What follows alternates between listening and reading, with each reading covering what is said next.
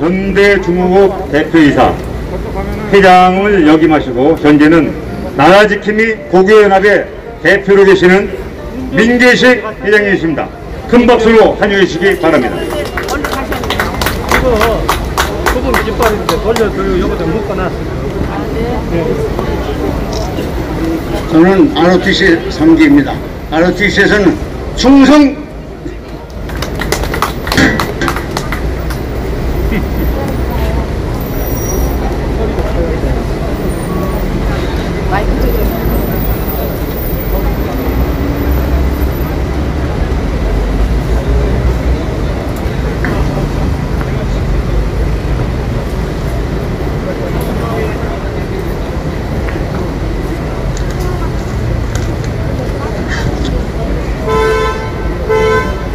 존경하는 국민 여러분, 71년 이 땅을 피로 물들였던 6.25 전쟁을 회상하며 나라를 지키기 위하여 자신을 희생하신 호국 영령들을 충무합니다. 1950년 6월 25일 일요일 새벽 4시 북괴군은 200대가 넘는 소련제 T-34 탱크를 앞세워 전면적인 기습남침을 감행하였습니다.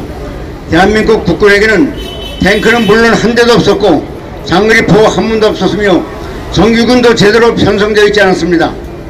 대한민국 국군은 절대적인 화력의 열세로 인하여 후퇴를 거듭했고 낙동강 최후 방어선에서 사투를 벌이던 등 1950년 9월 15일 메가더 유엔군 사령관의 역사적인 인천상 작전의 성공으로 전세는 역전되어 국군과 유엔군은 9월 28일 서울을 수복하고 10월 19일 평양을 탈환한 후 압록강에 이르러 통일을 눈앞에 두고 있던 순간 중공군의 개입으로 전세는 다시 역전되어 국군과 유엔군은 1952년 1월 4일 다시 한번 서울을 중공군에게 내주어야 했습니다.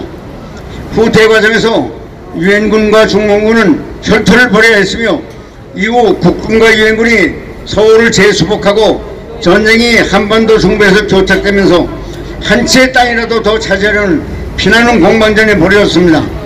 1953년 7월 27일 정전협정이 맺어질 때까지 펀치볼 전투, 적용능선 전투, 백마고지 전투 등 헤아릴 수 없어 많은 전투가 이어졌던 것입니다. 이날들 삼천리의 금수강산이 붉은 피로 물들었던 이날을 어찌 우리가 잊을 수가 있겠습니까? 여기서 우리가 잊지 말아야 할 것은 그토록 처절하게 치러진 전쟁 동안 목숨을 걸고 대한민국을 지켜준 수많은 전쟁 영웅들이 있었다는 사실입니다. 그분들이 없었다면 오늘의 대한민국이 어찌 존재하겠습니다. 수많은 영웅들 중 몇 분을 회상해보고자 합니다. 우선 국군에서 몇 분을 꼽아보자면 백선엽 장군, 김정호 장군, 이성가 장군 등이 계실 것입니다. 북괴군이 물밀듯이 밀려내렸을 때 국군은 속수무책으로 후퇴를 거듭했지만 이 장군들은 체제를 유지하면서 북괴군의 남진을 지연시켰고 이후 반격작전에서도 큰 공을 세웠습니다. 특히 백선엽 장군이 제1사단은 북괴군이 대한민국 국토의 대부분을 점령한 상태에서 대한민국의 운명이 마치 바람앞의 촛불처럼 절체절명의 위기에 처했을 때 더 이상 후퇴할 곳이 없다. 내가 물러서면 나를 쏴라 라고 하시며 마지막 보루였던 낙동강 전선을 지켜냈고 이후 평양과 서울 탈환 재수복 과정에서도 선봉에 서셨습니다. 그러고 보니 작년 7월에 서거하신 백선엽 장군의 일주기가 다가오고 있군요. 이 기회를 빌어 다시 한번 고 백선엽 장군의 명복을 빕니다. 미군에도 수많은 전쟁 영웅들이 있었습니다. 유엔군 사령관으로서 인천 상륙작전을 지휘한 메가더 장군이 불세체로의 영웅이라는 사실은 이설이 있을 수 없습니다. 1950년 7월 초 일본에서 황급하게 날아온 미 제24사단의 스미스 부대는 오산 중미령에서 북괴군과 최초로 조화하여 전멸당하다시피 했습니다. 7월 중순 대전 전투에서는 미군 24사단 사단장인 윌리엄 딘 소장이 한국인 농부의 밀고로 포로로 잡히는 소문을 겪었으나 나중에 5년형을 선고받고 보육 중이던 농부의 가명을 간청하여 수록시킨 영웅이었습니다. 낙동강 서부전선을 지켜낸 미 8군 사령관 월턴 워커 장군도 한국을 구출한 영웅이었습니다. 제임스 벤프리트 미 팔군사령관의 아들로서 폭격기 조종사로 한국전에 참전했다가 실종된 벤프리트 2세도 영웅이었으며 내 아들을 찾기 위해 다른 사람들의 아들들을 위태롭게 할 수 없다며 수색 작전을 중단시킨 아버지 벤프리트 장군도 진정한 영웅이었습니다.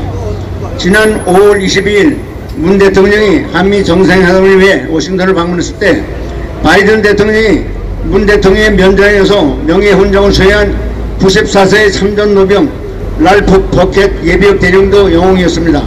당시 버켓 중위는 미 육군 레인저 부대 중대장으로 청천강 전투에서 중국군과 싸우면서 오른쪽 허벅지와 왼쪽 어깨에 총상을 입으면서 고지를 사수했습니다. 한반도판 스탈린그라드 전투라고 불릴 만큼 치열했던 장진호 전투를 치르면서 항공기로 신속히 철수하라는 상명의 명령을 사용하고 육로로 철수하면서 중공군 구병단에 막대한 피해를 입혀 흥남 철수 작전을 가능하게 만들었던 미 해병 제1사단장 올리브 스미스 장군도 잊어서는 안 되는 영웅입니다. 이 전투에서 미 해병 제1사단장 전사자 730명을 포함하여 4,400명의 전상자를 기록했습니다. 미군들은 장진호 전투를 비록 구태냈지만 위대한 승리한 전투라고 부릅니다. 1951년 2월 지평리 전투의 주역인 프랑스 대대장 랑프 몽클라르 중령도 진정한 전쟁 영웅입니다.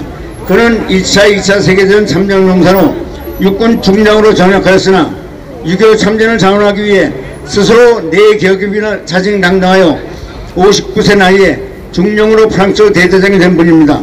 지평리 전투는 유엔군의 반격을 무산시키기 위한 중공군의 1951년 이온 공세를 멈춰 세운 역사적인 전투였습니다.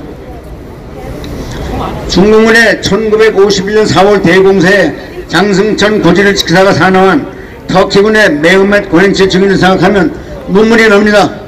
4월 22일 중공군은 터키군 제1여단 제9중대가 배치된 장승천에 포격을 가한 후 총공격을 감행해왔고 터키군 중대는 중공군의 인내 전술에 밀려 사실상 괴멸되었습니다. 포병 관측 장교였던 메흐멧 고렌치 중위는 아군 포병부대에 자신이 주도한 장선을 포격 집회로 송신하고 포격을 요청했습니다. 그리고는 적군이 이미 우리 지역을 점령했다. 우리는 적군의 포로가 되기보다는 아군의 포격을 맞아 죽겠다고 했습니다. 포병본부는 결국 그 요청을 들어줬고 고렌치 중위는 적군과 함께 산화했습니다. 이렇듯 6.25 전쟁은 한반도를 폐허로 만들고 숱한 인명피해를 입히면서 장장 1129일 동안 지속되었습니다. 이 전쟁에서 국군은 약 15만 명의 전사자를 포함하여 전상자와 실종자 수가 총 62만 명이 나오며 학교를 다니다 전선에 동원된 제1학도 혹은 학도병을 비롯한 약 10만여 명의 학도병 중 수천 명이 전사했습니다. 6.25 전쟁에 22개 유엔 회원국에서 연병력 196만 명을 파병했으며 이 중 15만 명의 인명피해를 입었습니다.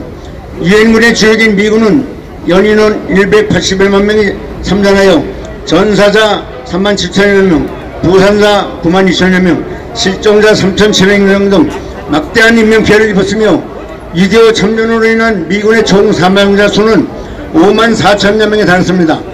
특히 현역 미국 고위장성의 아들들인 142명이 참전하여 35명이 전사했습니다. 유엔 연감에 의하면 6.25 전략상 6.25 전쟁은 3년 동안 사망자가 400만에 달한 인류 역사상 네 번째로 비참한 전쟁이라고 합니다. 그런데 여러분, 6.25 전쟁을 누가 일으켰습니까? 그리고 누가 우리 양민을 학살했습니까? 김일성입니다. 6.25 전쟁 동안 북계군과 우리 북군과 유엔군이 싸운 것은 4개월밖에 안 됩니다. 그 다음은 전부 중공군과 싸웠습니다. 중국은 군대가 나라의 군대가 아니고 중국 공산당의 군대이기 때문에 중공군이라고 부릅니다. 그런데 문재인 대통령은 우리나라를 반짝 들어다 중국에 들어바치려고 하고 있습니다. 여러분, 이거 되겠습니까? 2월은 호국 복원에 달라서 6월이 되면 전쟁을 회상하게 됩니다. 이와 같은 전쟁이 다시는 이 땅에서 일어나서는 안 되겠습니다. 우리가 저절로 땐 그 전쟁을 망각하고 전쟁에서 산화한 수많은 호국 영령들의 숭고한 희생을 잊어버린다면 우리는 과거를 잃은 국민이 될 것입니다. 과거를 잊는 국민에게는 미래도 없습니다. 감사합니다.